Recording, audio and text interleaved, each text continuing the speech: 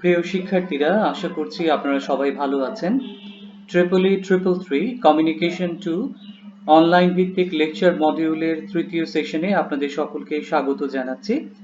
আজকে আমরা যে টপিক নিয়ে আলোচনা করব সেটি হচ্ছে সেলুলার কমিউনিকেশনের অত্যন্ত গুরুত্বপূর্ণ একটি টপিক, যেটি হচ্ছে ফ্রিকোয়েন্সি রিইউজ।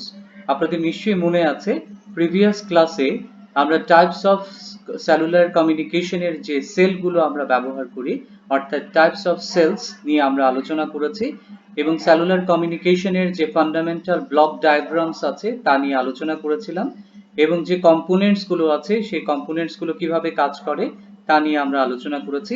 আজকে সেলুলার কমিউনিকেশনের অত্যন্ত গুরুত্বপূর্ণ কিছু টপিক, যেমন হ্যান্ড ওভার, ফ্রিকোয়েন্সি রিইউজ, সেগুলো নিয়ে আমরা আলোচনা করতে চাই। সবার প্রথমেই চলে যাব ফ্রিকোয়েন্সি রিইউজে। ফ্রিকোয়েন্সি রিইউজ নাম থেকে বোঝা যাচ্ছে আমাদের যে ব্যান্ডউইথ অথবা নির্দিষ্ট কিছু ফ্রিকোয়েন্সি আছে, সেই ফ্রিকোয়েন্সিকে কিভাবে আমরা বিভিন্ন সেলে বারবার ব্যবহার করতে পারি, সেটাই হচ্ছে ফ্রিকোয়েন্সি রিইউজের মূল উদ্দেশ্য। আমরা প্রথমেই বলে নিয়েছি আমাদের যে রিসোর্সগুলো আছে তার সেই রিসোর্সগুলোর মধ্যে একটি হচ্ছে আমাদের ব্যান্ডউইথ। সেই ব্যান্ডউইথ কিন্তু খুবই লিমিটেড। আমাদের সেলুলার কমিউনিকেশনে ব্যান্ডউইথ হচ্ছে খুবই ইম্পর্টেন্ট একটি রিসোর্স, যার পরিমাণ তুলনামূলকভাবে কম। সেক্ষেত্রে আমাদের যতগুলো মোবাইল অপারেটর আছে তারা মূলত ফ্রিকোয়েন্সি রিইউজ করার মাধ্যমে প্রচুর সংখ্যক সাবস্ক্রাইবারকে লিমিটেড ব্যান্ডউইথ অ্যালোকেট করে থাকে। আর এই ফ্রিকোয়েন্সি রিইউজ অথবা ফ্রিকোয়েন্সি প্ল্যানিং এটি মূলত করা হয় স্পেকট্রাল এফিসিয়েন্সি বাড়ানোর জন্য এবং সিস্টেমের ক্যাপাসিটি বাড়ানোর জন্য। প্রথমেই বলে নিই, কমিউনিকেশন সিস্টেমের যে ক্যাপাসিটি গুলো আছে তার মধ্যে বেশ কিছু প্যারামিটার অথবা ক্রাইটেরিয়া রয়েছে, যেমন একটি হচ্ছে ব্যান্ডউইথ, আরেকটি হচ্ছে থ্রুপুট, আরেকটি হচ্ছে ল্যাটেন্সি, ট্রান্সমিটার রিসিভার পাওয়ার এবং সিগন্যাল টু নয়েজ রেশিও। এগুলো হচ্ছে এক একটি প্যারামিটার। তার মধ্যে একটি হচ্ছে ব্যান্ডউইথ। সেই ব্যান্ডউইথ, লিমিটেড ব্যান্ডউইথকে আমরা কতটা এফিশিয়েন্টলি, কতটা এফেক্টিভলি আমরা ব্যবহার করতে পারছি, সেটি মূলত স্পেকট্রাল এফিসিয়েন্সি। অর্থাৎ স্পেকট্রাল এফিসিয়েন্সি হচ্ছে এমন একটি মেজার অথবা এমন একটি মাপকাঠি যার মাধ্যমে আমরা বলতে পারবো যে আমাদের লিমিটেড ফ্রিকোয়েন্সি স্পেকট্রামকে কতটা এফিশিয়েন্টলি, কতটা এফেক্টিভলি আমরা ব্যবহার করতে পেরেছি। এই স্পেকট্রাল এফিসিয়েন্সির ইউনিট হচ্ছে bit per second per hertz, এবং এটি দিয়ে আসলে বোঝা যায় যে ইনফরমেশন রেট, যেটা একটি নির্দিষ্ট কমিউনিকেশন সিস্টেমের নির্দিষ্ট একটি ব্যান্ডউইথের মধ্য দিয়ে আমরা যে ইনফরমেশন ট্রান্সমিট করি তার যে রেট, সেটি হচ্ছে স্পেকট্রাল এফিসিয়েন্সি। এবং এই স্পেকট্রাল এফিসিয়েন্সিকে মূলত আমরা প্রকাশ্যে দেখেছি, আমরা এই ইকুয়েশনের সাথে সবাই পরিচিত, সেটি হচ্ছে Shannon Hartley theory. Shannon Hartley theory অনুযায়ী আমরা জেনে এসেছি যে একটি কমিউনিকেশন সিস্টেমের যে ক্যাপাসিটি আছে সেটা হচ্ছে C = B log 2 1 plus signal to noise ratio. অর্থাৎ ব্যান্ডউইথ যদি বাড়াই তাহলে সিস্টেমের ক্যাপাসিটি বাড়বে, একইভাবে সিগন্যাল টু নয়েজ রেশিও যদি বাড়াই তাহলে লগারিদমিক স্কেলে আমাদের সিস্টেমের ক্যাপাসিটি বাড়বে। তাহলে মূলত এই ফ্রিকোয়েন্সি রিইউজ, এই টেকনিকটা আমরা ব্যবহার করি স্পেকট্রাল এফিসিয়েন্সি বাড়ানোর জন্য এবং সিস্টেমের ক্যাপাসিটি বাড়ানোর জন্য। এই ফ্রিকোয়েন্সি রিইউজটি মূলত করা হয় আমাদের যে রেডিও ফ্রিকোয়েন্সি আছে সেই রেডিও ফ্রিকোয়েন্সি সেটিকে পার্টিশনিং করার মাধ্যমে, অর্থাৎ সেটিকে আলাদা আলাদা জিওগ্রাফিক্যাল রিজিয়নে আমরা ভাগ করে নিচ্ছি এবং একই ফ্রিকোয়েন্সি আমরা আলাদা আলাদা জিওগ্রাফিক লোকেশনে আমরা ব্যবহার করব, সেটি হচ্ছে partitioning. Same radio frequency can be reused in different area for a completely different transmission. আমরা আলাদা আলাদা ট্রান্সমিশনের জন্য, আলাদা আলাদা বেস স্টেশনে আলাদা আলাদা ট্রান্সমিশনের জন্য আমরা একই ফ্রিকোয়েন্সি যেহেতু ব্যবহার করছি, সেজন্যই আমরা এটিকে বলছি ফ্রিকোয়েন্সি রিইউজ। এবং এই ফ্রিকোয়েন্সি রিইউজে একটি রেগুলার প্যাটার্ন ফলো করা হয়। যেমন আমরা একটু আগে আমরা যখন প্রিভিয়াস ক্লাসে কিন্তু দেখে এসেছি যে খুবই পরিচিত একটি ফর্ম অথবা রেগুলার প্যাটার্ন। আমরা দেখুন এখানে হেক্সাগোনাল যে সেলগুলো আছে সেই হেক্সাগোনাল সেলকে কিন্তু একইভাবে বসানো হয়েছে। যেমন আমরা এখানে দেখতে পাচ্ছি A থেকে G পর্যন্ত আমাদের সেলগুলোকে এইভাবে সাজানো হয়েছে, অর্থাৎ A B C D E F G। এখানে একটি দুটি তিনটি চারটি পাঁচটি ছটি সাতটি সেলকে 7 সেল, এই 7 সেলকে আমরা এখানে একটি ক্লাস্টার অথবা গুচ্ছ আকারে আমরা এখানে তাদেরকে বসিয়েছি এবং তাদের যে নামকরণ সেই নামকরণ দেখলেই বুঝতে পারবো এখানে যে পার্টিকুলার প্যাটার্নে আমরা এ থেকে জি পর্যন্ত সেলগুলোকে অ্যাসাইন করেছি সেই একই অ্যারেঞ্জমেন্টে আমরা যে নেইবারিং যে ক্লাস্টার আছে অর্থাৎ ঠিক তার পাশেই যে আরেকটি ক্লাস্টার আমরা দেখতে পাচ্ছি এবং এই ক্লাস্টারের পাশে আরো একটি ক্লাস্টার আমরা দেখতে পাচ্ছি। এই পরপর তিনটি ক্লাস্টারে দেখুন আমাদের যে 7টি সেল আছে সেই 7 সেলকে একইভাবে কিন্তু সাজানো হয়েছে, অর্থাৎ এই ক্লাস্টারের যে অ্যারেঞ্জমেন্ট এখানে সেল এ তে আমরা যে ফ্রিকোয়েন্সি ইউজ করেছি সকল সেল এ তে আমরা একই ফ্রিকোয়েন্সি ইউজ করেছি, সকল সেল বি তে আমরা একই ফ্রিকোয়েন্সি ইউজ করেছি, সকল সেল সি তে আমরা একই ফ্রিকোয়েন্সি ব্যবহার করেছি এবং এই যে এই ক্লাস্টারটি করা এবং একই প্যাটার্ন প্রত্যেকটা ক্লাস্টারে ফলো করা এর উদ্দেশ্য হচ্ছে যাতে আমাদের সেম ফ্রিকোয়েন্সি যে সেলে ব্যবহার করা হয়েছে যেমন সেল এ এবং এই সেল এ এই দুটি সেলে সেম ফ্রিকোয়েন্সি ব্যবহার করা হয়েছে, এ কারণে এদেরকে বলা হয় কো চ্যানেল সেল, অর্থাৎ যে সেলে সেম ফ্রিকোয়েন্সি ব্যবহার করা হয় সেটিকে আমরা বলি কো চ্যানেল সেল, অর্থাৎ এই সেল এবং এই সেল এই দুটিতে একই ফ্রিকোয়েন্সি ব্যবহার করা হয়েছে।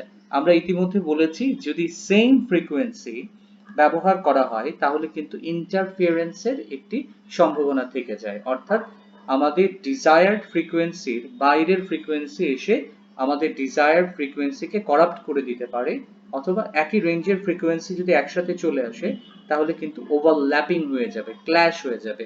সেই ইন্টারফারেন্স অ্যাভয়েড করার জন্য একটি ফিজিক্যাল ডিসটেন্স মেনটেন করা হচ্ছে এই কো চ্যানেল সেলগুলোর মধ্যে।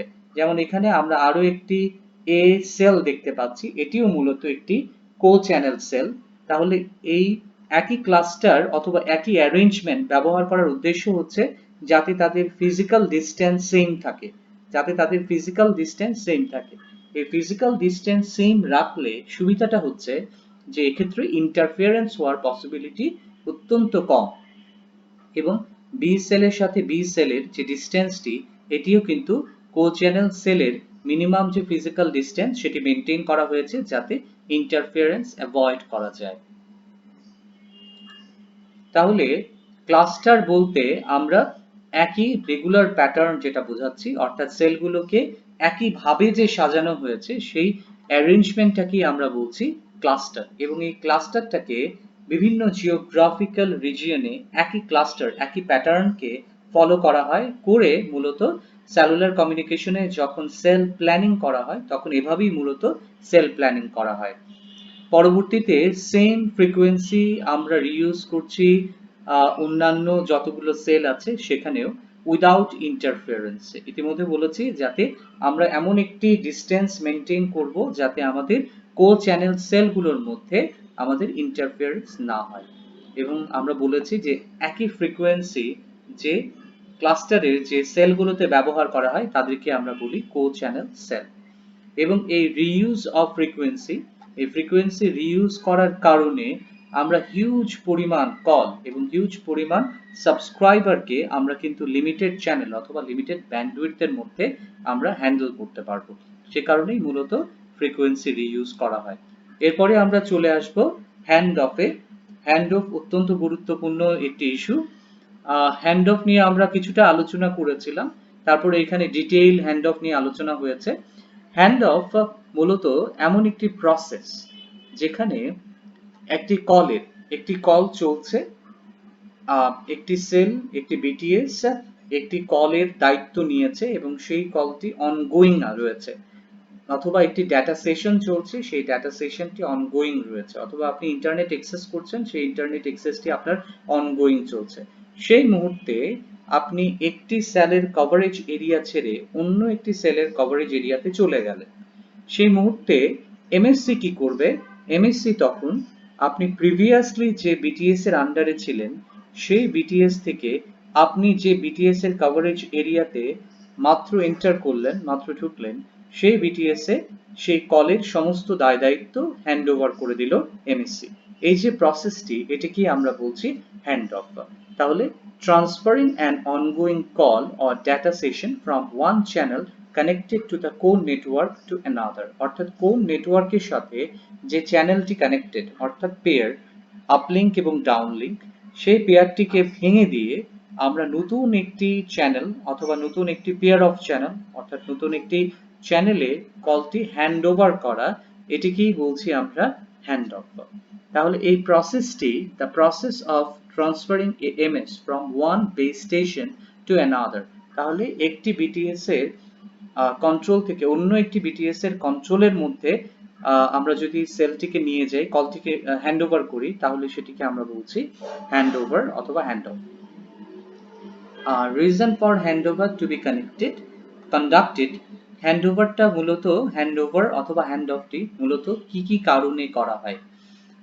কল ড্রপ হয়ে যাওয়া অ্যাভয়েড করার জন্য আমরা বলেছি যে যখন আমরা একটি বিটিএস এর কভারেজ এরিয়া থেকে বাইরে চলে যাব, তখন কিন্তু কলটি যে কোনো সময় ড্রপ হয়ে যেতে পারে।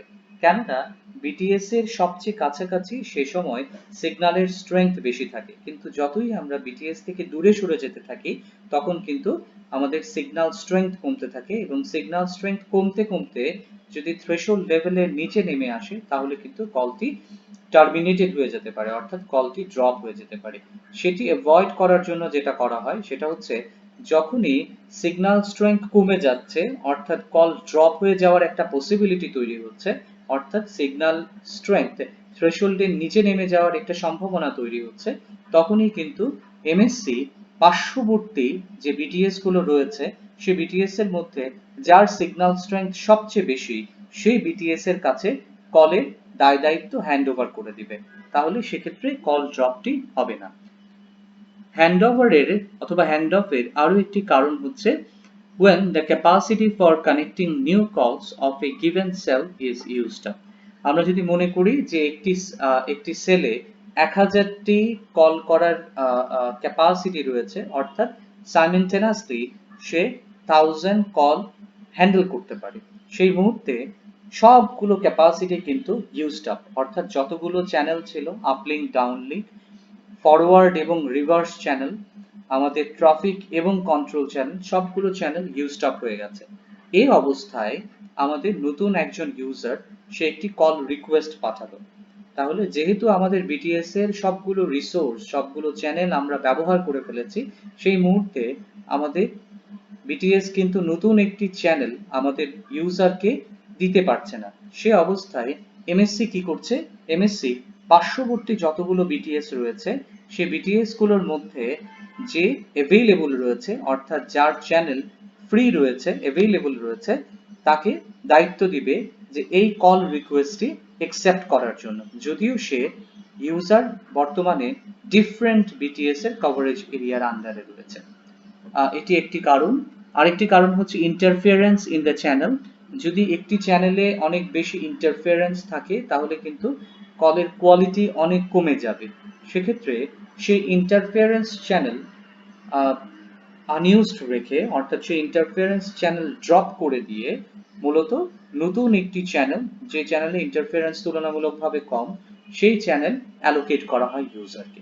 স্পিড অ্যান্ড মোবিলিটি, একজন ইউজার যদি হাই ভেহিকুলার মোবিলিটিতে থাকে, সেক্ষেত্রে ইউজার কিন্তু একটি বিটিএস থেকে আরেকটি বিটিএস এর কভারেজ এরিয়াতে খুব তাড়াতাড়ি জাম্প করে, আর যখনই জাম্প করে তখন কিন্তু হ্যান্ড ওভার করতে হয় অথবা হ্যান্ড অফ করতে হয়। কেননা যখনই সে হাই ভেহিকুলার মোবিলিটিতে থাকে, তখন একটি বিটিএস এর কভারেজ এরিয়ার যে থ্রেশহোল্ড ভ্যালু আছে, সেটি কিন্তু কমে যায়, আর যখনই কমে যায় কল ড্রপ হওয়ার একটি পসিবিলিটি থাকে।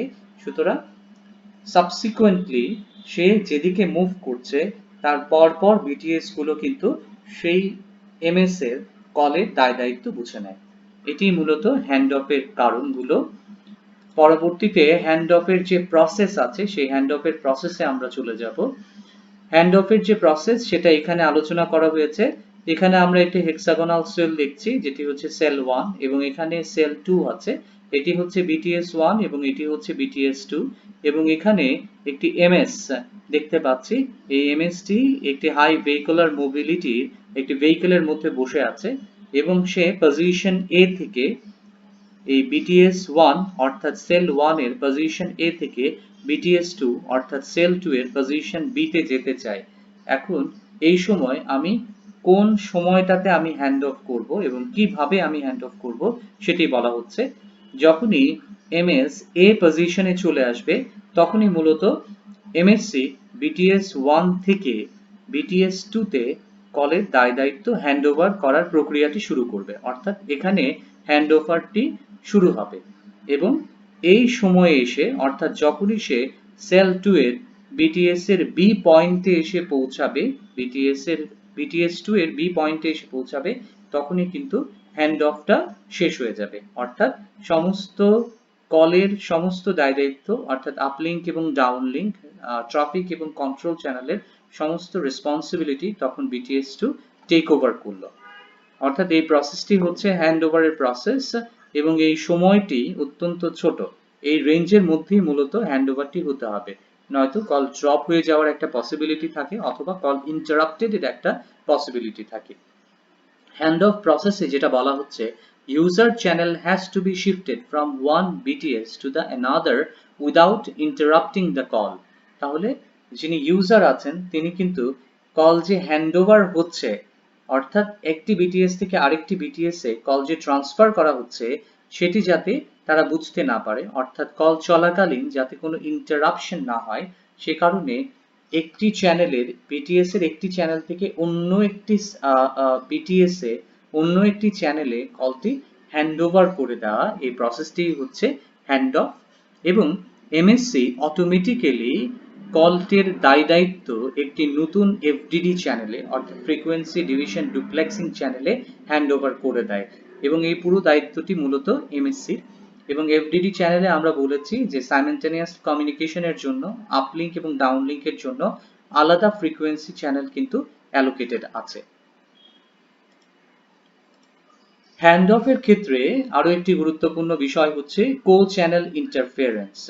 কো চ্যানেল আমরা ইতিমধ্যে বলেছি, যদি আলাদা আলাদা চ্যানেলে আলাদা আলাদা সেলে সেম ফ্রিকোয়েন্সি ব্যবহার করা হয় তাহলে দুটি সেল হচ্ছে কো চ্যানেল সেল, অর্থাৎ দুটি বিটিএস এ যদি একই ফ্রিকোয়েন্সি ব্যবহার করা হয় তাহলে সেই ফ্রিকোয়েন্সিকে আমরা বলবো কো চ্যানেল এবং সেই সেলটিকে আমরা বলবো কো চ্যানেল সেল। তাহলে সেই কো চ্যানেল ইন্টারফারেন্সের বিষয়টি এখানে বলা হয়েছে, cellular network are more often limited by problems caused by interference rather than by signal strength problem. তাহলে আমাদের দুটি সমস্যার কথা এখানে বলা হয়েছে, একটি হচ্ছে সিগন্যাল স্ট্রেংথ কমে যাওয়ার কারণে থ্রেশহোল্ড লেভেলের নিচে নেমে যাওয়া এবং কল ড্রপ, আরেকটি হচ্ছে ইন্টারফারেন্স। এখানে বলা হচ্ছে যে সেলুলার কমিউনিকেশনে সিগন্যাল স্ট্রেংথের যে প্রবলেম তার থেকে অনেক বেশি প্রবলেম হচ্ছে ইন্টারফারেন্সের কারণে এবং এই ইন্টারফারেন্সটি তৈরি হয় কো চ্যানেল ইন্টারফারেন্সের কারণে। সেই কো চ্যানেল ইন্টারফারেন্সটা মূলত caused by the use of frequency close to the exact same frequency। অর্থাৎ আমি আমার সেলে যে ফ্রিকোয়েন্সি ইউজ করছি নেইবারিং সেলে অর্থাৎ আমার পাশাপাশি যে সেলগুলো রয়েছে প্রতিবেশী যে সেলগুলো রয়েছে সেখানে যদি প্রায় কাছাকাছি একই ফ্রিকোয়েন্সি ব্যবহার করা হয় তখনই মূলত কো চ্যানেল ইন্টারফারেন্সটি তৈরি হয়। এখন এখানে আমরা দেখছি যে এখানে যে ফিগারটি দেওয়া আছে সেই ফিগারে এইখানে যে বিটিএসটি আছে এই বিটিএস ব্যবহার করছে ফ্রিকোয়েন্সি F1 এবং এই বিটিএস এর ফ্রিকোয়েন্সিকে আমরা বলছি ক্যারিয়ার এবং এখানে একটি এমএস দেখতে পাচ্ছি। এই মোবাইল স্টেশনটি সে ভেহিকুলার মোবিলিটিতে আছে, অর্থাৎ সে মুভ করছে একটি সেল থেকে আরেকটি সেলে। তাহলে বেসিক্যালি এই ক্যারিয়ার অর্থাৎ F1 যে রেঞ্জটি আছে সেই রেঞ্জটি দেখতেই পাচ্ছেন যে এখানে সিগন্যাল স্ট্রেংথ বোঝাচ্ছে, y এক্সিস দিয়ে আমরা সিগন্যাল স্ট্রেংথকে বোঝাচ্ছি এবং এখানে x এক্সিস দিয়ে আমরা ডিসটেন্সকে বোঝাচ্ছি। তাহলে যখন সে ক্যারিয়ার F1 অর্থাৎ এটি যদি BTS 1 হয় তাহলে BTS 1 এর কভারেজ এরিয়াতে সে যখন থাকে তখন তার সিগন্যাল স্ট্রেংথ কিন্তু তুলনামূলকভাবে বেশি, তখন সেটি হচ্ছে তার ক্যারিয়ার। কিন্তু যখনই পাশের যে বিটিএস আছে সেই বিটিএস এ যদি একই ফ্রিকোয়েন্সি অর্থাৎ F1 ফ্রিকোয়েন্সি ব্যবহার করা হয় তাহলে সেটি কিন্তু এই এমএস এর জন্য এই সেল থেকে তৈরি হওয়া একটি ইন্টারফারেন্স। তাহলে এই সেলে যদি এমএসটি এই অবস্থায় থাকে তাহলে দেখুন এখানে এই বিটিএস এ যে ফ্রিকোয়েন্সি ব্যবহার করা হচ্ছে এই বিটিএস এও একই ফ্রিকোয়েন্সি ব্যবহার কারণে এই এমএস এর জন্য কিন্তু একটি ইন্টারফারেন্স তৈরি হয়েছে। এই ইন্টারফারেন্সটি হচ্ছে যতই ডিসটেন্স বাড়ানো হচ্ছে ইন্টারফারেন্সের পরিমাণ কিন্তু এক্সপোনেনশিয়ালি কমছে। ঠিক একইভাবে যত সে সামনের দিকে আগাচ্ছে ততই ক্যারিয়ারের পাওয়ার অর্থাৎ ক্যারিয়ারের যে ডেসিবেল আছে সেটিও কিন্তু এক্সপোনেনশিয়ালি কমছে। এই অবস্থায় বিটিএস এমএস কিন্তু ক্যারিয়ারের পাওয়ারও পাচ্ছে এবং ইন্টারফারেন্সের পাওয়ারও পাচ্ছে। তাহলে এখানে এমএস এক্সপিরিয়েন্স করছে একটি কো চ্যানেল ইন্টারফারেন্স, অর্থাৎ তার ক্যারিয়ার আছে এবং সেই একই ক্যারিয়ারে অপারেট করছে পাশের বিটিএসটি, যেখানে সে একটি ফ্রিকোয়েন্সি আরেকটি ফ্রিকোয়েন্সির সাথে এসে ইন্টারফারেন্স তৈরি করেছে। তাহলে এটি হচ্ছে কো চ্যানেল ইন্টারফারেন্স। জিএসএম রিকমেন্ড করে যে ক্যারিয়ার টু ইন্টারফারেন্স যে রেশিও অর্থাৎ career power divided by interference পাওয়ার সেটি অনেক 9 ডেসিবেলের থেকে বেশি হতে হবে। এটি হচ্ছে জিএসএম এর রিকমেন্ডেশন। এবং এরিকসন তারা রিকমেন্ড করে যে আমাদের ক্যারিয়ার টু ইন্টারফারেন্স যে রেশিও অর্থাৎ career power divided by interference পাওয়ার সেটি হতে হবে 12 ডেসিবেল কিংবা তার থেকে বেশি। এটি হচ্ছে সেল প্ল্যানিং ক্রাইটেরিয়া, অর্থাৎ সেল প্ল্যান করতে হলে এমনভাবে প্ল্যান করতে হবে যাতে আমাদের ক্যারিয়ার এবং ইন্টারফারেন্সের রেশিও জিএসএম এর ক্ষেত্রে 9 ডেসিবেল হয় অথবা এরিকসনের রিকমেন্ডেশন অনুযায়ী 12 ডেসিবেল হয়। তাহলে এই ক্যারিয়ার টু ইন্টারফারেন্স রেশিও এটি যে ফ্যাক্টরগুলোর উপর ডিপেন্ড করে সেটিতে একটি হচ্ছে লোকেশন অফ দ্য এমএস। আমরা এই ফিগার থেকে দেখতে পাচ্ছি এই অবস্থায় সেখানে সিগন্যালের স্ট্রেংথ কিন্তু এই অবস্থায়, অর্থাৎ ক্যারিয়ার স্ট্রেংথ হচ্ছে এটা ক্যারিয়ার পাওয়ার এবং সেখানে ইন্টারফারেন্সের পাওয়ার কিন্তু এখানে ইন্টারফারেন্সের পাওয়ার এখানে। কিন্তু যদি এই এমএসটি সামনের দিকে এগিয়ে যায় তাহলে এই অবস্থায় আমাদের ক্যারিয়ারের পাওয়ার এবং ইন্টারফারেন্সের পাওয়ার কিন্তু সেম হবে, অর্থাৎ এক্ষেত্রে আমাদের রেশিও কিন্তু ইউনিটি, অর্থাৎ ক্যারিয়ার টু ইন্টারফারেন্স রেশিও হচ্ছে ইউনিটি। এবং আমরা যদি আরেকটু সামনে এগিয়ে যাই, এমএস যদি আরেকটু সামনে এগিয়ে যায় অর্থাৎ বিটিএস টু ইন্টারফারেন্স যে আমাদের ফ্রিকোয়েন্সি আছে সেই ফ্রিকোয়েন্সির দিকে এগিয়ে যায় তাহলে দেখব যে সেক্ষেত্রে ক্যারিয়ারের পাওয়ারের চেয়ে ইন্টারফারেন্সের পাওয়ার কিন্তু বেশি হয়ে যাবে, অর্থাৎ তখন ডেসিবেলটি কিন্তু নেগেটিভ হয়ে যাবে। এখানে আমরা নেগেটিভ পাবো, অর্থাৎ গেইন লস চলে আসবে। তাহলে লোকেশন, এমএস এর লোকেশন একটি অত্যন্ত গুরুত্বপূর্ণ বিষয় এবং জিওগ্রাফিক্যালি আমাদের কি ধরনের, আমাদের জিওগ্রাফি কি কেমন, সেখানে কি টেরেন্স রয়েছে, সেখানে কি পাহাড় পর্বত রয়েছে, সেখানে কি প্রচুর অবস্ট্রাকল রয়েছে কিনা সেটিও একটি গুরুত্বপূর্ণ বিষয়। এবং সেখানে কি ধরনের লোকাল স্ক্যাটারার রয়েছে, টাইপস অফ লোকাল স্ক্যাটারার। আমরা সকলেই জানি যে মাল্টিপাথ প্রপাগেশনের মাধ্যমে মূলত সেলুলার কমিউনিকেশনে আমরা মোবাইল স্টেশন কল রিসিভ করি, অর্থাৎ বিটিএস এর সাথে সব সময় কিন্তু আমাদের লাইন অফ সাইট থাকে না, অর্থাৎ আমাদের এমএস থেকে বিটিএস এর মাঝখানে যদি কোনো প্রতিবন্ধকতা না থাকে তখন সেটিকে আমরা বলি লাইন অফ সাইট। আর যদি বিটিএস এর সাথে এমএস সরাসরি দেখতে না পায় অর্থাৎ মাঝখানে বিটিএস এবং এমএস এর সাথে আমরা যদি একটি লাইন টানবার চেষ্টা করি তাহলে সেই লাইনের মাঝখানে যদি কোনো অবস্ট্রাকল চলে আসে তখন সেটিকে আমরা বলি নন line of sight communication.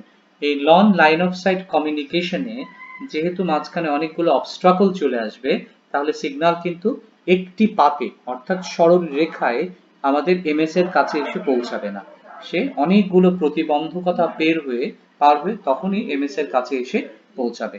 R MS এর কাছে যখন সে এসে পৌঁছাবে তখন সে অনেকগুলো সিগন্যালে বিভক্ত হয়ে তারপর এসে পৌঁছাবে।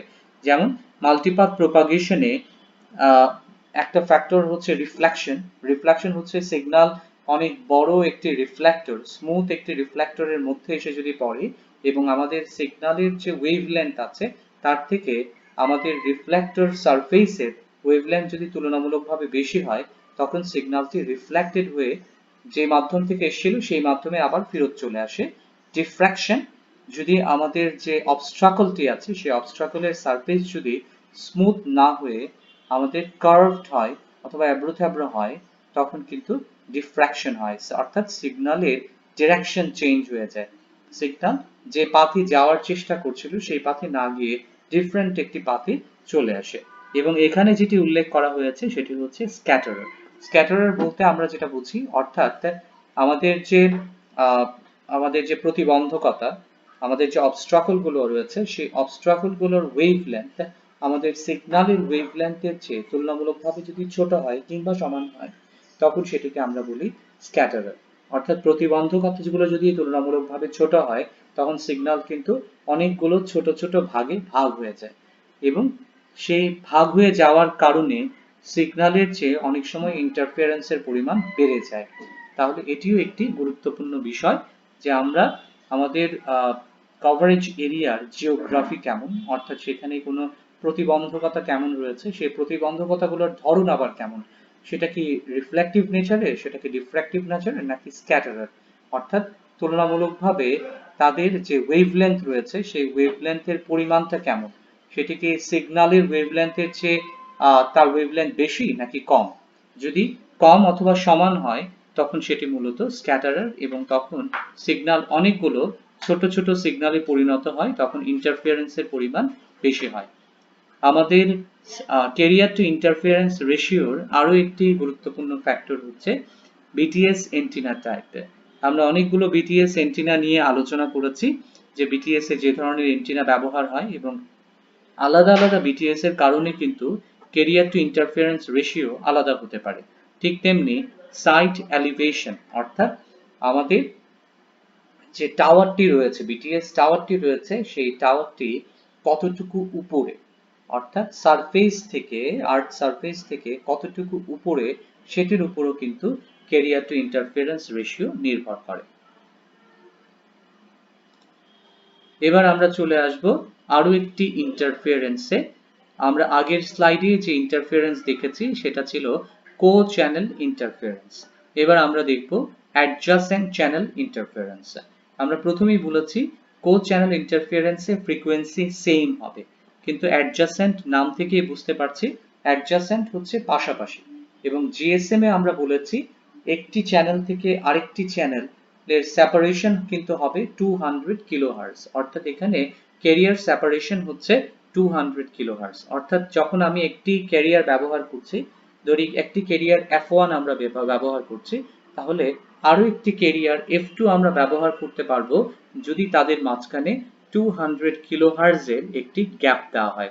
তাহলে অ্যাডজাসেন্ট ফ্রিকোয়েন্সি হচ্ছে তাই, যেখানে আমরা ক্যারিয়ার ফ্রিকোয়েন্সির সাথে 200 কিলোহার্টজ অ্যাড করব, অথবা ক্যারিয়ার ফ্রিকোয়েন্সি যেটি আমি ব্যবহার করছি তার সাথে 200 কিলোহার্টজ অ্যাড করে অথবা শিফট করে আমি যে নতুন একটি ফ্রিকোয়েন্সি ব্যবহার করছি সেটি মূলত আমাদের ক্যারিয়ার ফ্রিকোয়েন্সির সাপেক্ষে অ্যাডজাসেন্ট ফ্রিকোয়েন্সি। তাহলে বলা হচ্ছে যে পাশাপাশি যে সেলগুলো রয়েছে সেই সেলগুলোতে অ্যাডজাসেন্ট ফ্রিকোয়েন্সি অ্যাভয়েড করার জন্য। অ্যাডজাসেন্ট ফ্রিকোয়েন্সি যদি আমরা অ্যাভয়েড না করি তাহলে কিন্তু ইন্টারফারেন্স তৈরি হবে। They can still cause interference and quality problem, অর্থাৎ সিগন্যালের কোয়ালিটি ডেটোরেট করবে। এবং আমরা দু ধরনের রিকমেন্ডেশন বলেছিলাম, একটি হচ্ছে জিএসএম এর রিকমেন্ডেশন এবং আরেকটি হচ্ছে এরিকসনের রিকমেন্ডেশন। জিএসএম রিকমেন্ডেশনে বলা হচ্ছে যে ক্যারিয়ার টু অ্যাডজাসেন্ট রেশিও সেটি লার্জার দ্যান -9 ডেসিবেল হতে হবে, এবং এরিকসনের রিকমেন্ডেশনে বলা হচ্ছে যে এটি 3 ডেসিবেলের বেশি হতে হবে, অর্থাৎ ক্যারিয়ার টু অ্যাডজাসেন্ট রেশিও যেটি সেটি 3 ডেসিবেলের বেশি হতে হবে। এবার আমরা এই অ্যাডজাসেন্ট চ্যানেল ইন্টারফারেন্স কিভাবে হচ্ছে সেটি এই ফিগার থেকে আমরা আলোচনা করব। আমরা একটু দেখি যে এখানে বিটিএস 1 রয়েছে, এখানে বিটিএস 2 রয়েছে। বিটিএস 1 অপারেট করছে F1 ক্যারিয়ার ফ্রিকোয়েন্সিতে, এবং তার পাশের যে বিটিএস রয়েছে সেই বিটিএসটি অপারেট করছে F2 ফ্রিকোয়েন্সিতে, যেখানে F2 ফ্রিকোয়েন্সি হচ্ছে F1 ফ্রিকোয়েন্সির সাথে 200 কিলোহার্টজ অ্যাড করার পরে যে অ্যাডজাসেন্ট ফ্রিকোয়েন্সি তৈরি হয়েছে সেই অ্যাডজাসেন্ট ফ্রিকোয়েন্সিতে আমাদের BTS2 অপারেট করছে। এখন BTS1 এর কভারেজ এরিয়া থেকে BTS2 এর কভারেজ এরিয়াতে MS চলে আসলো। এই অবস্থায় এমএস কিন্তু দু ধরনের কেরিয়ার পাচ্ছে, দু ধরনের ফ্রিকোয়েন্সি পাচ্ছে। একটি হচ্ছে কেরিয়ার এবং আরেকটি হচ্ছে অ্যাডজাসেন্ট। দেখুন এই অবস্থায় যদি বিটিএসটি থাকতো তাহলে সে এই কেরিয়ারটি এই কেরিয়ারটি পেত, এই কেরিয়ারটি পেত এবং তার করসপন্ডিং অ্যাডজাসেন্ট ফ্রিকোয়েন্সির স্ট্রেংথ কিন্তু হতো এটি, এই পরিমাণ ডেসিবেল। অর্থাৎ এখানে কেরিয়ারের ভ্যালু বেশি এবং অ্যাডজাসেন্ট ফ্রিকোয়েন্সি অর্থাৎ অ্যাডজাসেন্ট ফ্রিকোয়েন্সির যে স্ট্রেংথ সেটি তুলনামূলকভাবে কম। অর্থাৎ কেরিয়ার টু অ্যাডজাসেন্ট রেশিওটি পজিটিভ, অর্থাৎ গেইন পাচ্ছি আমরা। এই অবস্থায় আমাদের কেরিয়ার এবং ইন্টারফারেন্স অথবা অ্যাডজাসেন্ট ফ্রিকোয়েন্সির স্ট্রেংথ কিন্তু সেম। এই অবস্থায় আমি রেশিও পাবো ইউনিটি রেশিও, এবং যখন সে পাশের বিটিএস এ অর্থাৎ অ্যাডজাসেন্ট ফ্রিকোয়েন্সির বিটিএস এ চলে যাবে, এই অবস্থায় দেখুন সিগন্যাল স্ট্রেংথ কিন্তু অ্যাডজাসেন্ট ফ্রিকোয়েন্সির সিগন্যাল স্ট্রেংথ অনেক বেশি, সেই তুলনায় কেরিয়ারের সিগন্যাল স্ট্রেংথ কিন্তু তুলনামূলকভাবে কম। অর্থাৎ এই জায়গায় আমাদের carrier divided by adjacent signal power সেটি কিন্তু নেগেটিভ, অর্থাৎ -9 ডিবি। যেহেতু আমাদের কেরিয়ারের পাওয়ার তুলনামূলকভাবে কম অ্যাডজাসেন্ট ফ্রিকোয়েন্সির পাওয়ারের চেয়ে, সুতরাং এখানে লগারিদম কিন্তু নেগেটিভ লগারিদম চলে আসবে। কিন্তু আমাদের এরিকসনের রিকমেন্ডেশন হচ্ছে এখানে +3 ডিবি, অর্থাৎ যেখানে স্টিল কেরিয়ারের পাওয়ারটি বেশি রয়েছে অ্যাডজাসেন্ট ফ্রিকোয়েন্সির পাওয়ারের চেয়ে, সেই জায়গায় আমি মূলত হ্যান্ডওভার করতে বলা হচ্ছে, নয়তো আমাদের যে ক্রাইটেরিয়া আছে সেই ক্রাইটেরিয়াটি স্যাটিসফাই করবে না। অর্থাৎ সেভাবে এরিকসন বলেছে যে সেল প্ল্যানিংটা এমন হওয়া উচিত। এখন এখানে প্রশ্ন আসে যে আমরা 200 কিলোহার্টজ এখানে আমরা কেরিয়ার সেপারেশন রেখেছি, তারপরেও কেন ইন্টারফারেন্স হবে? আমরা একটু আগে বলেছি যে ইন্টারফারেন্স মানেই হচ্ছে একই রকমের ফ্রিকোয়েন্সি যখন একটি অপারেটিং ফ্রিকোয়েন্সির মাঝখানে আরো একটি অপারেটিং ফ্রিকোয়েন্সি চলে আসে, তখন সেটিই হচ্ছে ইন্টারফারেন্স। আমি যে ফ্রিকোয়েন্সিতে অপারেট করছি সেই ফ্রিকোয়েন্সিতে আনওয়ান্টেড আরো একটি ফ্রিকোয়েন্সি ব্যান্ড চলে আসলে সেটিই মূলত ইন্টারফারেন্স। তাহলে এই ইন্টারফারেন্সটি কিভাবে হচ্ছে? যেহেতু আমরা এখানে একটি ফ্রিকোয়েন্সি গ্যাপ রেখেছি, আমাদের যে ফ্রিকোয়েন্সি অপারেটিং ফ্রিকোয়েন্সি f1 আছে এবং f2 আছে তাদের মাঝখানে কিন্তু সেপারেশন হচ্ছে 200 কিলোহার্টজ। তারপরেও কিভাবে ইন্টারফারেন্স হয়? ইন্টারফারেন্স হয় মূলত মাল্টিপাথ প্রপাগেশনের কারণে। মাল্টিপাথ প্রপাগেশন যখনই হয় তখন সিগন্যালগুলো অনেকগুলো ভাগে ভাগ হয়ে যায় এবং তখন তাদের মধ্যে পাথ লস, পেরিং লস এই জিনিসগুলো চলে আসে। এবং আমরা মোবাইল ফোনে যে আমরা ফিল্টারটি ব্যবহার করি, ব্যান্ড পাস ফিল্টার অথবা লো পাস ফিল্টার ব্যবহার করি, সেটি কিন্তু প্র্যাকটিক্যাল ফিল্টার, সেটি আইডিয়াল ফিল্টার নয়। অর্থাৎ সেই ফিল্টারের লিমিটেশনের কারণে পাশাপাশি ব্যান্ডউইথ অথবা পাশাপাশি চ্যানেলের ফ্রিকোয়েন্সি কিন্তু একটি ফ্রিকোয়েন্সির সাথে আরেকটি ফ্রিকোয়েন্সি কিন্তু চলে আসে, অর্থাৎ অ্যাড হয়ে যায়। সে কারণে বলা হয় যেহেতু আমাদের এমএস এর ফিল্টারগুলো মূলত যেহেতু প্র্যাকটিক্যাল নেচারের, অর্থাৎ সেই এমএস এর মোবাইল স্টেশনের মধ্যে যে ফিল্টার রয়েছে সেই ফিল্টারের যেহেতু লিমিটেশনস রয়েছে, ফ্রিকোয়েন্সিকে খুব সুন্দরভাবে অর্থাৎ ইনফাইনাইট রেসপন্সে সে যেহেতু আলাদা করতে পারছে না, সে কারণে আমরা এখানে অ্যাডজাসেন্ট যে চ্যানেলগুলো আছে সেগুলোকে পাশাপাশি সেলগুলোকে অ্যাভয়েড করব, যাতে ইন্টারফারেন্সের এফেক্ট ততটা জটিল না হয়, ততটা সিভিয়ার না হয়। তারপরে আমরা চলে আসব ইম্পর্টেন্স অফ হ্যান্ডওভার ডিসিশন, অর্থাৎ হ্যান্ডওভার কখন করা উচিত। এখানে এ বি সি ডি তিনটি পয়েন্ট দেওয়া আছে। এখানে যদি এতে করি হ্যান্ডওভার, এ পজিশনে হ্যান্ডওভার করা হলো, এ পজিশনে দেখতেই পাচ্ছেন এখানে বিটিএস 1 এবং বিটিএস 2 সিগন্যাল স্ট্রেংথ দেওয়া হয়েছে। এই অবস্থায় আমাদের টাইম হচ্ছে t1, এই অবস্থায় আমাদের টাইম হচ্ছে t2, বি পজিশনে আমাদের হ্যান্ডওভার টাইম হচ্ছে t2 এবং সি পজিশনে দুঃখিত ডি পজিশনে ডি ডিস্টেন্সে আমাদের টাইম হচ্ছে t3। এই সবগুলো টাইমই মূলত হ্যান্ডওভার টাইম, কখন হ্যান্ডওভার করা হবে সেই টাইমকে ইন্ডিকেট করছে। এখন সবার প্রথমে আমরা যদি এমএস এর এই অবস্থাকে কনসিডার করি, অর্থাৎ হ্যান্ডওভার টাইম t1 কে কনসিডার করি, এখানে আমাদের বিটিএস 1 অর্থাৎ তার এই এমএস এর নিজের যে বিটিএস সেই বিটিএস এর সিগন্যাল স্ট্রেংথ অনেক বেশি এবং এই পাশের যে বিটিএসটি আছে সেই বিটিএস এর সিগন্যাল স্ট্রেংথ তুলনামূলকভাবে অনেক কম। এই অবস্থায় হ্যান্ডওভার করা উচিত হবে না। এই অবস্থায় হ্যান্ডওভার করলে যেটি হবে, খানিকক্ষণ পরে সিগন্যাল স্ট্রেংথ আবার কমে যাওয়ার একটি পসিবিলিটি আছে এবং যখন এই চ্যানেলে আমি পাশের চ্যানেলে আমি হ্যান্ডওভার করছি, এখানে সিগন্যাল স্ট্রেংথ কিন্তু তুলনামূলকভাবে কম, অর্থাৎ এই অবস্থায় কলটি ড্রপ হয়ে যাওয়ার একটি পসিবিলিটি থাকে।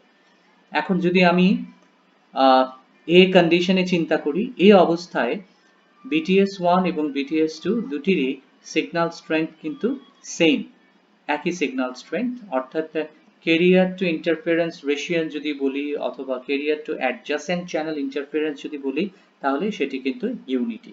তাহলে এতে আমরা এই অবস্থায় আমরা হ্যান্ড অফ করতে পারি।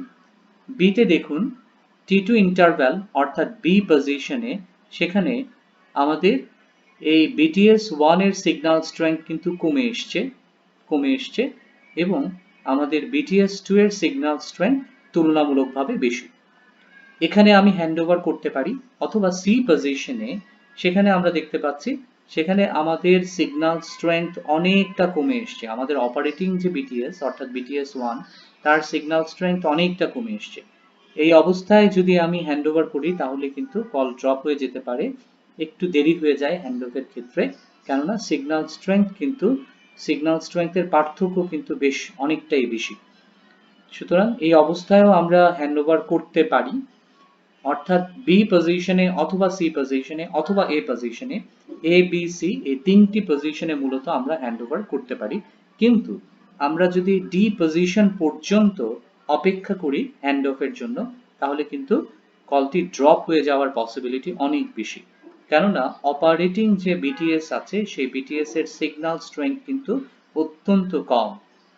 অন্যদিকে যে বিটিএস এ এইমাত্র মোবাইল স্টেশনটি এন্টার করেছে সেই BTS2 এর সিগন্যাল স্ট্রেংথ কিন্তু অনেক বেশি, অর্থাৎ এই অবস্থা পর্যন্ত হ্যান্ডঅফের জন্য আমরা যদি অপেক্ষা করি তাহলে কলটি কিন্তু ড্রপ হয়ে যেতে পারে। তাহলে হ্যান্ডওভার করার জন্য আমাদের উপযুক্ত সময় হবে পজিশন এ, পজিশন বি অথবা পজিশন সি। এই অবস্থায় BTS1 এর কভারেজ এরিয়া থেকে BTS2 এর কভারেজ এরিয়াতে যখন এমএস যাচ্ছে, সেখানে পজিশন এ, পজিশন বি অথবা পজিশন সি তে BTS1 এর চ্যানেলকে বন্ধ করে দিয়ে BTS2 টুর সাথে সে এমএস কমিউনিকেশন স্টাবলিশ করতে পারে, অর্থাৎ BTS2 থেকে আপলিংক এবং ডাউনলিংক চ্যানেল অ্যাসাইন করা হবে এবং এমএস সেই চ্যানেলটি গ্রহণ করবে। এখানে আরেকটি গুরুত্বপূর্ণ বিষয় আছে, সেটি হচ্ছে হার্ড হ্যান্ড অফ এবং সফট হ্যান্ড অফ বলে দুটি টার্ম আছে। হার্ড হ্যান্ড অফ মানে হচ্ছে প্রথমেই কলটিকে ড্রপ করা হবে, অর্থাৎ BTS1 এর সাথে এমএস এর যে দুটি চ্যানেল কানেক্টেড অর্থাৎ আপলিংক এবং ডাউনলিংক, সেই দুটি চ্যানেলকে আগে ড্রপ করা হবে। ড্রপ করার পরে BTS2 এর যে দুটি চ্যানেল তাদের সাথে কানেক্টেড করা হবে, অর্থাৎ প্রথমে ড্রপ করব পরে কানেক্ট করব। এটা হচ্ছে হার্ড হ্যান্ড অফ, এক্ষেত্রে কলের কিন্তু ইন্টারাপশন হয়। আরেকটি হচ্ছে স্মুথ হ্যান্ড অফ অথবা soft hand off. Soft hand অফে মূলত এমএস এ বি অথবা সি অবস্থায়, সি পজিশনে সে দুটি বিটিএস এর সাথেই মূলত কানেক্টেড থাকে, অর্থাৎ BTS1 এর আপলিংক এবং ডাউনলিংক চ্যানেলকে সে ধরে রেখেছে এবং BTS2 এর আপলিংক এবং ডাউনলিংকের সাথে সে কানেক্টেড হয়েছে। যখনই হ্যান্ডওভারটি শেষ হলো তখন কিন্তু সে BTS1 এর যে দুটি আপলিংক এবং ডাউনলিংক চ্যানেল আছে তাদেরকে সে ড্রপ করবে, অর্থাৎ আগে কানেকশন মেক করবে BTS2 এর দুটি চ্যানেলের সাথে, পরে BTS1 এর দুটি চ্যানেলের সাথে কানেকশন সে ড্রপ করবে, অর্থাৎ এক্ষেত্রে আগে মেক পরে ব্রেক। প্রথমে সে কানেকশনটি মেক করলো BTS2 এর সাথে, পরে BTS1 এর সাথে যে কানেকশন আছে সেটিকে সে ড্রপ করলো। টাইপস অফ প্রোটোকল, এই হ্যান্ড অফটি কিভাবে হয় সেটি মূলত তিনটি বিষয়ের উপর নির্ভর করে। তিন ভাবে কন্ট্রোল করা যায়, তিনটি প্রোটোকলের মাধ্যমে আমরা কন্ট্রোল করতে পারি। এই তিনটি প্রোটোকলের মধ্যে একটি হচ্ছে নেটওয়ার্ক কন্ট্রোলড হ্যান্ড অফ, একটি হচ্ছে মোবাইল অ্যাসিস্টেড হ্যান্ড অফ, একটি হচ্ছে মোবাইল কন্ট্রোলড হ্যান্ড অফ। যখনই আমরা বলছি কন্ট্রোল, তার মানে পুরো হ্যান্ডঅফের দায়িত্ব কে পালন করছে সেটি বোঝাচ্ছে। অর্থাৎ নেটওয়ার্ক এই হ্যান্ডঅফের দায়িত্ব কমপ্লিটলি সে মনিটর করছে এবং সে কন্ট্রোল করছে। এবং যখন আমরা বলছি মোবাইল কন্ট্রোল হ্যান্ড অফ, অর্থাৎ মোবাইল নিজেই সিদ্ধান্ত নিচ্ছে কখন তার হ্যান্ড অফ করতে হবে, কখন একটি বিটিএস এর কভারেজ এরিয়া থেকে আরেকটি বিটিএস এর কাছে সে কলটি হ্যান্ড ওভার করবে, একটি বিটিএস এর থেকে সে দায়িত্ব নিয়ে অন্য একটি বিটিএস এর কাছে কখন সে কলটিকে হ্যান্ড ওভার করবে, সেটি এন্টায়ারলি ডিপেন্ড করবে নেটওয়ার্কের উপরে অথবা মোবাইলের উপরে। প্রথমে আমরা চলে যাব নেটওয়ার্ক কন্ট্রোল হ্যান্ড অফে। Surrounding BS measure the signal from MS and network initiates the handoff process. এর মানে হচ্ছে বিটিএস গুলো এমএস এর কাছ থেকে রিভার্স চ্যানেলে আসা যে সিগন্যাল স্ট্রেংথ গুলো আছে সেই সিগন্যাল স্ট্রেংথ গুলোকে সে মেজার করবে এবং নেটওয়ার্ক নিজে থেকেই হ্যান্ড অফ প্রসেসটিকে চালু করবে। অর্থাৎ যখন নেটওয়ার্ক দেখতে পাবে যে একটি পার্টিকুলার বিটিএস এর সাথে সিগন্যাল স্ট্রেংথ কমে আসছে এবং কলটি যে কোনো সময় ড্রপ হয়ে যেতে পারে, তখন সারাউন্ডিং যতগুলো বিটিএস আছে তার মধ্যে সবচেয়ে যে বিটিএস এর সিগন্যাল স্ট্রেংথ সবচেয়ে বেশি সেই সিগন্যাল স্ট্রেংথ সম্পন্ন বিটিএস এ কলটি হ্যান্ড ওভার করবে। এখানে মোবাইল স্টেশনের কোনো ভূমিকা নেই। মোবাইল স্টেশন এক্ষেত্রে কেবলমাত্র রিভার্স কন্ট্রোল চ্যানেলের মাধ্যমে সে সব সময় ইনফরমেশন দিচ্ছে যে তার সিগন্যাল স্ট্রেংথ কেমন, তার সিগন্যাল স্ট্রেংথ কেমন এই ইনফরমেশন দিচ্ছে। মোবাইল অ্যাসিস্টেড হ্যান্ড অফ, অর্থাৎ এই হ্যান্ড অফটি করবে নেটওয়ার্ক, কিন্তু মোবাইল নেটওয়ার্ককে অর্থাৎ এমএসসি কে এক্ষেত্রে সহায়তা করবে। এটি হচ্ছে মোবাইল অ্যাসিস্টেড হ্যান্ড অফ। এক্ষেত্রে network ask the mobile station to measure the signal from the surrounding BS. The network makes the handoff decision based on report from MS. একটু আগে যেটা বলেছিলাম সেটি হচ্ছে মোবাইল স্টেশন রিভার্স চ্যানেলের মাধ্যমে সব সময় কন্টিনিউয়াসলি সে সিগন্যাল স্ট্রেংথের যে রিডিং গুলো আছে সেগুলো সে পাঠাচ্ছে। এক্ষেত্রে নেটওয়ার্ক তাকে কোনো ধরনের ইনস্ট্রাকশন দেয় না। কিন্তু মোবাইল অ্যাসিস্টেড হ্যান্ডঅফের ক্ষেত্রে নেটওয়ার্ক মোবাইল স্টেশনগুলোকে একটি নির্দিষ্ট সময় পর পর তাদের কাছে জানতে চাচ্ছে যে মোবাইল স্টেশনের সারাউন্ডিং যে এমএস গুলো আছে, যে বিটিএস গুলো আছে, সেই বিটিএস এর সিগন্যাল স্ট্রেংথ কেমন। সেই রিকোয়েস্টের উপর ভিত্তি করে এমএস তখন নেটওয়ার্ক অর্থাৎ বিটিএস এর কাছে এবং পরবর্তীতে এমএসসি এর কাছে সেই সিগন্যাল স্ট্রেংথ সংক্রান্ত যে রিপোর্টটি আছে সেটি হ্যান্ডওভার করছে এবং সেই রিপোর্টের উপর ভিত্তি করে নেটওয়ার্ক কিন্তু ডিসিশন নিচ্ছে যে কখন হ্যান্ড অফটি করতে হবে এবং কোন বিটিএস এ কলটি হ্যান্ড অফ করতে হবে। পরবর্তীতে সেটি হচ্ছে মোবাইল কন্ট্রোল হ্যান্ড অফ, অর্থাৎ মোবাইল স্টেশন সে কন্টিনিউয়াসলি নিজে থেকেই সিগন্যাল স্ট্রেংথ মনিটর করবে এবং মনিটর করার উপর ভিত্তি করে সে ডিসিশন নেবে কোন বিটিএস এর আন্ডারে সে তার নিজের কলটিকে হ্যান্ড ওভার করবে। অর্থাৎ এই পুরো প্রসেসটি মোবাইল স্টেশন নিজে থেকেই কন্ট্রোল করে। এক্ষেত্রে তার নেটওয়ার্কের কোনো ধরনের সহায়তার প্রয়োজন হয় না। এটি মূলত আমাদের এই হ্যান্ড অফের যে তিনটি প্রোটোকল রয়েছে সেই তিনটি প্রোটোকল। পরবর্তীতে চলে যাব সেল স্প্লিটিং, আরো একটি অত্যন্ত গুরুত্বপূর্ণ টপিক। সেল স্প্লিটিং, স্প্লিট করা মানেই হচ্ছে যে ভাগ করে দেওয়া, সেলকে ছোট ছোট অংশে ভাগ করে দেওয়া। সেল স্প্লিটিং মূলত যে কারণে করা হয় সেটি হচ্ছে সেলের রেডিয়াসকে কমিয়ে আনা। একটি হেক্সাগোনাল সেলের যে রেডিয়াস আছে, এখানে যদি মাঝখানে একটি বিটিএস থাকে তাহলে সেই বিটিএস এর থেকে আমরা যদি একটি রেডিয়াস ড্র করার চেষ্টা করি, সেই রেডিয়াসটিকে আমরা যদি ছোট করে নিয়ে আসি তাহলে কিন্তু সেল ছোট হয়ে যাবে। এবং আমাদের এখানে যদি minimizes the need to modify the existing cell parameter, তাহলে সেলের যে প্যারামিটার গুলো আছে সেগুলোকে মডিফাই করার আর খুব একটা প্রয়োজন হবে না, শুধুমাত্র সেলের রেডিয়াসকে, সেলের সাইজকে আমরা ছোট করে নিয়ে আসব। Cell splitting involves the process of subdividing a congested cell into smaller cell. একটি সেলে প্রচুর সংখ্যক এমএস আছে এবং সেখানে কল ইন্টেন্সিটি অত্যন্ত বেশি। সেই অবস্থায় সেলটি সব সময় কনজেস্টেড রয়েছে এবং সেখানে আমাদের ট্রাফিক ইন্টেন্সিটি অথবা ট্রাফিক ডেন্সিটি অনেক বেশি। সেই অবস্থায় সেলকে একটি সেলকে ছোট ছোট কিছু সেলে ভাগ করে দেওয়ার যে প্রসেস সেটি মূলত সেল স্প্লিটিং। এবং এই সেল স্প্লিটিং এর মাধ্যমে আমরা যেটা করি সেটা হচ্ছে এন্টিনার সাইজকে ছোট করে দিই এবং এন্টিনার ট্রান্সমিটিং পাওয়ারকে কমিয়ে দিই। এটা করার উদ্দেশ্য হচ্ছে যদি এন্টিনার সাইজকে ছোট করে দেওয়া হয় তাহলে এন্টিনা খুব বেশি দূরে সিগন্যাল রেডিয়েট করতে পারবে না, এবং সিগন্যালের ট্রান্সমিশন পাওয়ার যদি কম হয় তাহলে একটি নির্দিষ্ট ডিস্টেন্স পরে কিন্তু সিগন্যালের স্ট্রেংথটি এক্সপোনেনশিয়ালি কমে যাবে। এতে যে সুবিধাটি হবে সেটি হচ্ছে, যখনই আমরা সেলের রেডিয়াসকে ছোট করে দিচ্ছি তাহলে ক্লাস্টারের সাইজ কিন্তু ছোট হয়ে যাচ্ছে, অর্থাৎ কো চ্যানেল সেল অর্থাৎ একই ফ্রিকোয়েন্সি যে সেলগুলোতে ব্যবহৃত হয় তাদের মাঝখানে ডিস্টেন্স কিন্তু কমে আসছে, অর্থাৎ এক্ষেত্রে ইন্টারফারেন্স হওয়ার পসিবিলিটি কিন্তু বেড়ে যাচ্ছে। সেটা কি, ইন্টারফারেন্সকে রিডিউস করার জন্য একটি উপায়, সেটি হচ্ছে এন্টিনা সাইজকে আমরা যদি ছোট করে দেই এবং ট্রান্সমিটিং পাওয়ারকে যদি আমরা কমিয়ে দেই তাহলে কিন্তু ইন্টারফারেন্স কম হবে, তুলনামূলকভাবে কম হবে। তাহলে এটি হচ্ছে সেল স্প্লিটিং এর principal. This increases the capacity, অর্থাৎ আমাদের সেলুলার সিস্টেমের যে ক্যাপাসিটি গুলো রয়েছে, ব্যান্ডউইডথ, আমাদের থ্রুপুট, ল্যাটেন্সি, এই বিষয়গুলো সেক্ষেত্রে ক্যাপাসিটি বেড়ে যাবে সিস্টেমের, এবং increases the number of times that channels are reused.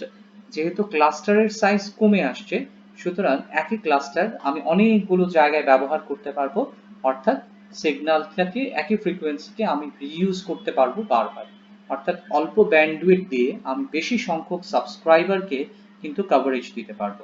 এটাই হচ্ছে মূলত রিইউজের প্রিন্সিপাল। যখনই আমাদের গ্রামীণ ফোন বলা হয় যে গ্রামীণ ফোনের সাবস্ক্রাইবারের সংখ্যা হচ্ছে 7 কোটি, এখন 7 কোটি সাবস্ক্রাইবারকে সে ব্যান্ডউইথ অ্যাসাইন করছে কিন্তু তার প্রি ডিটারমাইন্ড অথবা প্রি অ্যালোকেটেড ব্যান্ডউইথ থেকে। সে প্রি অ্যালোকেটেড ব্যান্ডউইথের পরিমাণ কিন্তু বাড়েনি, কিন্তু সাবস্ক্রাইবারের সংখ্যা বেড়েছে। এখন এত সংখ্যক, এত বিপুল সংখ্যক সাবস্ক্রাইবারকে ব্যান্ডউইথ অ্যালোকেট করার জন্য যেটা করতে হবে সেটা হচ্ছে চ্যানেলকে ছোট ছোট, আমাদের সেলকে ছোট ছোট সেলে ভাগ করে নিলে এই অল্প ব্যান্ডউইথ আমি অনেক বেশি সংখ্যক ইউজারের মধ্যে শেয়ার করতে পারবো। সেটাই হচ্ছে আমাদের ব্যান্ডউইথ এফিসিয়েন্সি সেক্ষেত্রে অনেকটাই বেড়ে যাচ্ছে।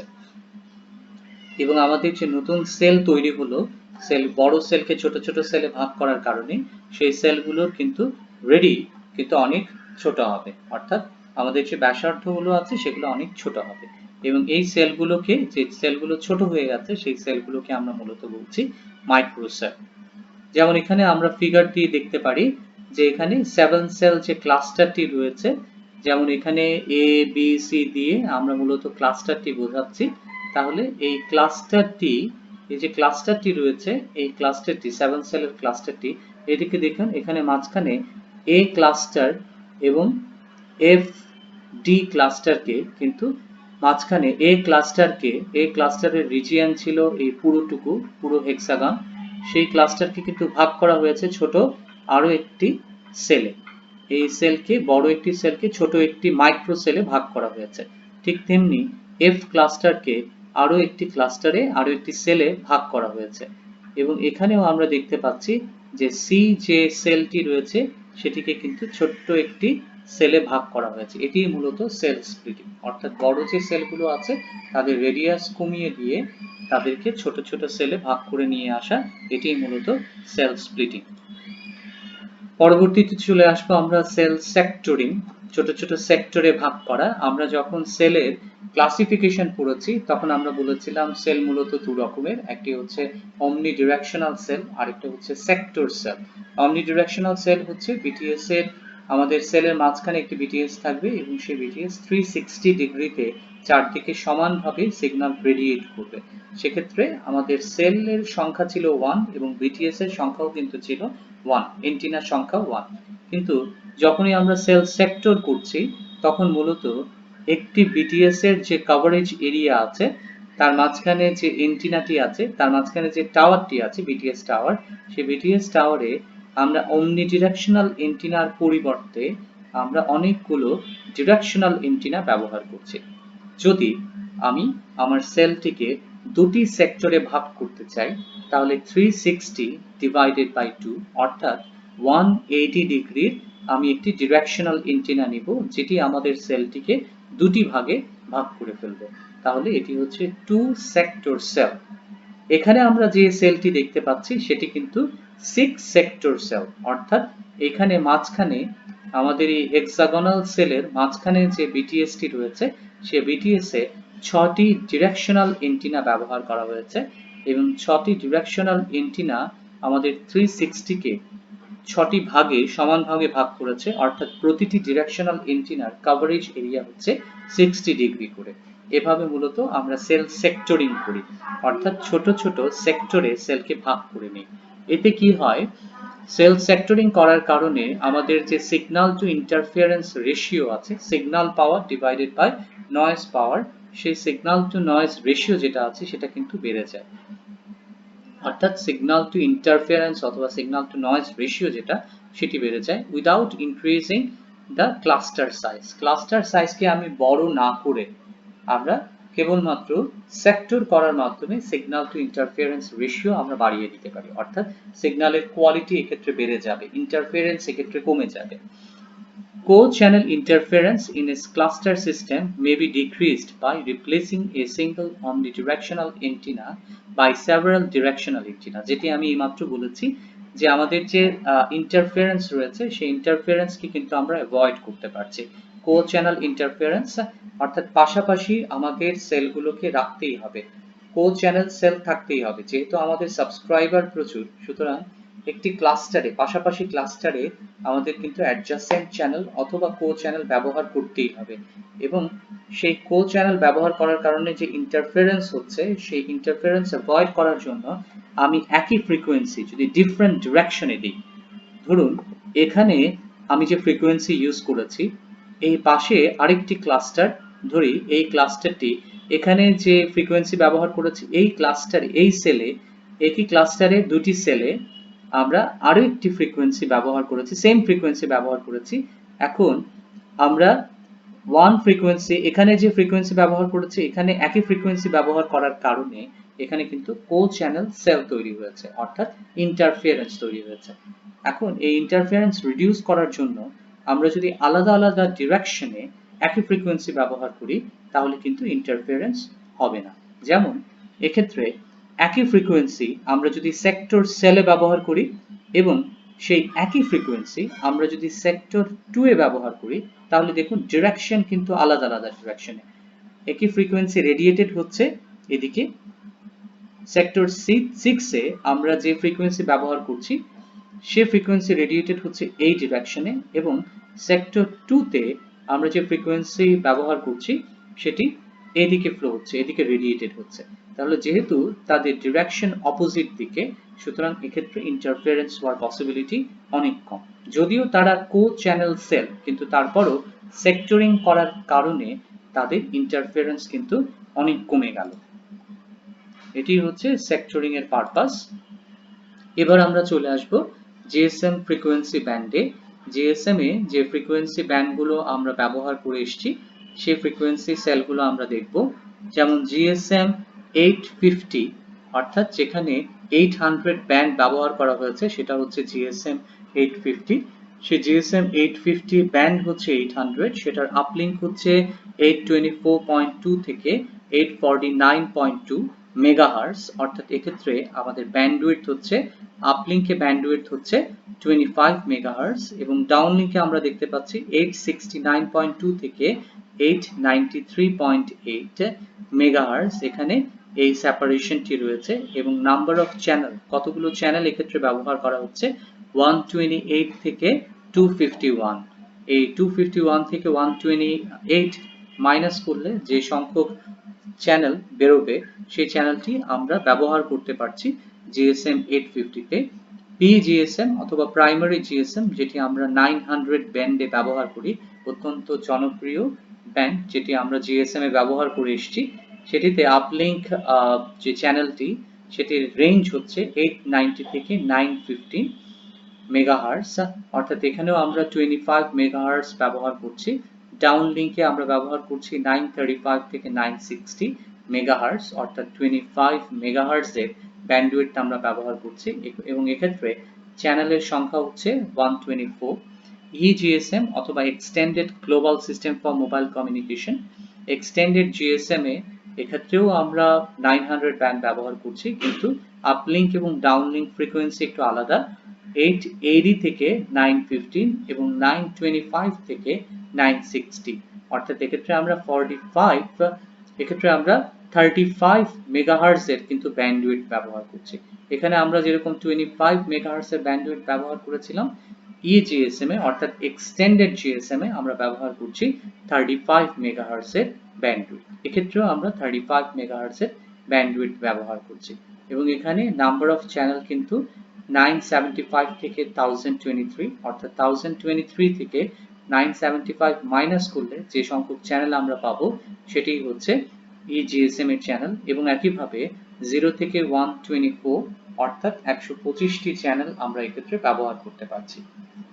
আর জিএসএম, রেলওয়ে জিএসএম, এটিও মূলত 900 ব্যান্ড ইউজ করে। এটির আপলিংক এবং ডাউনলিংক ফ্রিকোয়েন্সি দেওয়া আছে, এটাও মেগাহার্জে এবং এখানে কতগুলো চ্যানেল আমরা ব্যবহার করতে পারছি সেটি দেওয়া আছে। এক্ষেত্রে আমরা 125টি চ্যানেল ব্যবহার করতে পারছি। ট্রাঙ্কিং জিএসএম, এটিও মূলত 900 ব্যান্ড ব্যবহার করে। এটির আপলিংক এবং ফ্রিকোয়েন্সি, ডাউনলিংক ফ্রিকোয়েন্সি রেঞ্জ দেওয়া আছে এবং এক্ষেত্রে চ্যানেলের সংখ্যা কিন্তু ডাইনামিক, অর্থাৎ ফিক্সড সংখ্যক চ্যানেল নয়, বরং ইউজারের ডেটা রেট চেঞ্জ করে আমি ডাইনামিক্যালি চ্যানেলের সংখ্যাকে আমি বাড়িয়ে দিতে পারি। যদি আমার ডেটা রেটের পরিমাণ বেশি হয় তাহলে চ্যানেলের ব্যান্ডউইথ বেশি হয়ে যাবে, অর্থাৎ চ্যানেলের সংখ্যাটা কমে আসবে। যদি আমাদের ব্যান্ডউইথ কম প্রয়োজন হয় তাহলে ব্যান্ডউইথ কম হলে আমাদের চ্যানেলের সংখ্যা বেড়ে যাবে। এটি হচ্ছে ডাইনামিক চ্যানেল নাম্বার অ্যালোকেশন। পরবর্তীতে যে সিস্টেমটি রয়েছে জিএসএম সিস্টেম, সেটি হচ্ছে ডিসিএস অর্থাৎ ডিজিটাল সেলুলার সিস্টেম। সেখানে আমরা 1800 মেগাহার্জ ব্যান্ড ইউজ করেছি এবং তার আপলিংক হচ্ছে 710 থেকে 785 মেগাহার্জ, অর্থাৎ এক্ষেত্রে আমাদের ব্যান্ডউইথ হচ্ছে 75 মেগাহার্জ এর এবং এক্ষেত্রে ডাউনলিংকে আমরা যে ব্যবহার করেছি যে ব্যান্ডউইথ সেটি হচ্ছে 1805 to 1880, অর্থাৎ এক্ষেত্রেও আমাদের ব্যান্ডউইথ কিন্তু 75 মেগাহার্জ এবং এক্ষেত্রে চ্যানেলের সংখ্যা 512 থেকে 885 এবং পিসিএস অর্থাৎ পার্সোনাল কমিউনিকেশন সার্ভিসে আমরা 1900 ব্যান্ড ইউজ করি এবং এর আপলিংক ফ্রিকোয়েন্সি দেওয়া আছে 60 মেগাহার্জ ব্যান্ডউইথ এবং এক্ষেত্রেও আমরা 60 মেগাহার্জ ব্যান্ডউইথ ব্যবহার করি এবং এখানে চ্যানেলের সংখ্যা হচ্ছে 810 থেকে 512 মাইনাস করার পরে যে সেল সংখ্যা অথবা চ্যানেল সংখ্যা পাবো সেটি হচ্ছে পিসিএস এর নাম্বার অফ চ্যানেলস। এটি হচ্ছে GSM frequency band. GSM frequency ব্যান্ডের পরে আমরা জিএসএম আর্কিটেকচার শুরু করতে চাই। জিএসএম আর্কিটেকচারে আমাদের এখানে এই যে আর্কিটেকচারটি অর্থাৎ ব্লক ডায়াগ্রাম রিপ্রেজেন্টেশনটি দেখানো আছে সেটি কিন্তু এরিকসনের রিকমেন্ডেড জিএসএম আর্কিটেকচার। এই এরিকসনের রিকমেন্ডেড জিএসএম আর্কিটেকচারে এখানে ব্লক দিয়ে, এখানে ডটেড লাইন দিয়ে সিস্টেমগুলোকে আলাদা করা হয়েছে। সবার প্রথমে আমরা এই অংশটি দেখতে চাই, অর্থাৎ সর্ববামে যে অংশ রয়েছে সেটি আমরা দেখতে চাই। এটি মূলত এমএস। এমএসে আমাদের মোবাইল ইকুইপমেন্ট এবং সিম একই ডিভাইসের আওতায় থাকে। সাবস্ক্রাইবার আইডেন্টিফিকেশন মডিউল এবং মোবাইল ইকুইপমেন্ট এটি আছে এবং এখানে আরো একটি ডটেড লাইন আমরা দেখতে পাচ্ছি, সেটি দিয়ে মূলত ইন্টারফেস বোঝানো হচ্ছে, অর্থাৎ এটি হচ্ছে এয়ার ইন্টারফেস এবং মোবাইল ফোন ওয়্যারলেস এর মাধ্যমে কানেক্টেড থাকে বলে এখানে ওয়্যারলেস কানেকশন দেখানো হচ্ছে, মাইক্রোওয়েভ লিংকের মতো করে ওয়্যারলেস কানেকশন দেখানো হচ্ছে এবং সেই ওয়্যারলেস কানেকশনের মধ্যে মোবাইল ফোন এবং আমাদের ফিক্সড যে নেটওয়ার্ক অর্থাৎ বিটিএস তার সাথে যে ইন্টারফেসটি সেটি হচ্ছে মূলত ওয়্যারলেস অথবা এয়ার ইন্টারফেস, এটির নাম হচ্ছে ইউএম। এবং পরবর্তীতে আমরা দেখতে পাচ্ছি আমাদের মোবাইল থেকে কলটি চলে যাবে, এমএস থেকে কলটি চলে যাবে মূলত বিটিএস এ, বেস ট্রান্সসিভার স্টেশনে। এরকম অনেকগুলো বিটিএস নিয়ে মূলত একটি BSc, base control station. Base control station, অনেকগুলো বেস কন্ট্রোল স্টেশন নিয়ে মূলত একটি এমএসসি। এমএসসি মূলত এই সুইচিং অপারেশনটি করে, অর্থাৎ মোবাইল সুইচিং সেন্টার। সেই এমএসসির আওতায় দেখি অনেকগুলো ডাটাবেস রয়েছে, অনেকগুলো ডাটাবেস যেমন HLR home location register, VLR visitor location register, EIR equipment identity register, AUC authentication centre এবং এমএসসির সাথে এটি হচ্ছে একটি সেলুলার কমিউনিকেশন নেটওয়ার্কের ইনফ্রাস্ট্রাকচার এবং এর বাইরেও আরো অনেকগুলো নেটওয়ার্ক কিন্তু আছে। যেমন সেই নেটওয়ার্ক হতে পারে পিএসটিএন অথবা আইএসডিএন অথবা প্যাকেট নেটওয়ার্ক অথবা ইন্টারনেট নেটওয়ার্ক। সবগুলো নেটওয়ার্ক কিন্তু GIWU অর্থাৎ গেটওয়ে ইন্টারওয়ার্কিং ইউনিটের মাধ্যমে কিন্তু কানেক্টেড এমএসসির সাথে। তাহলে এই হচ্ছে খুব বেসিক আমাদের জিএসএম আর্কিটেকচার। জিএসএম আর্কিটেকচারে এখানে আরো একটি ইন্টারফেস দেখানো হচ্ছে। বিএসসির সাথে বিটিএস এর যে কানেকশন অর্থাৎ যেভাবে কানেক্টেড হয়েছে সেই ইন্টারফেসটি দেখানো হচ্ছে এখানে এবিস ইন্টারফেস। এই ইন্টারফেসের নাম হচ্ছে এবিস ইন্টারফেস এবং এই ইন্টারফেস দিয়ে বিএসসির সাথে বিটিএস এর কানেক্টিভিটিকে দেখানো হচ্ছে। আমরা আজকে এই পর্যন্তই দেখব, অর্থাৎ জিএসএম আর্কিটেকচার পর্যন্ত। পরবর্তীতে এই স্লাইডে আমরা পুরো জিএসএম আর্কিটেকচার নিয়ে আলোচনা করব এবং প্রত্যেকটি কম্পোনেন্ট নিয়ে আমরা ডিটেইল আলোচনা করব। আজকে এই পর্যন্তই। সবাই ভালো থাকবেন, সুস্থ থাকবেন। সবাইকে অসংখ্য ধন্যবাদ।